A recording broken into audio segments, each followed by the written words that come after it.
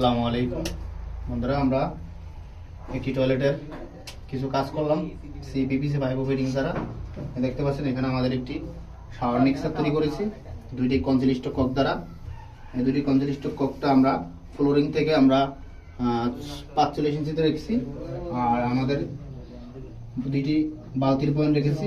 এখানে বাথটাব মিক্সারও ব্যবহার করতে পারবে এবং সিঙ্গেল যদি ডিপ ব্যবহার করতে পারে তাওয়া বাড়িওয়ালা ব্যবহার করতে পারবে, কোনো সমস্যা নাই।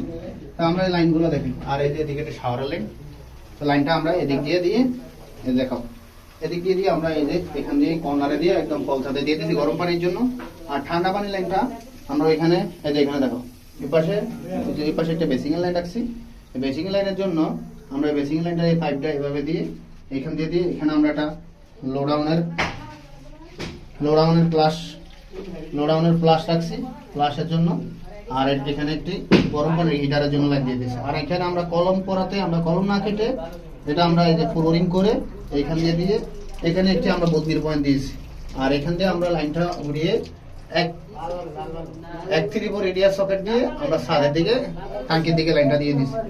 তো আরেকটু কাজ করছি আমরা এখানে। আজকে আমরা আরেকটি কমেটো ডালাই করলাম। দেখতে পাচ্ছেন এটা একটা চারু কোম্পানির কমেট।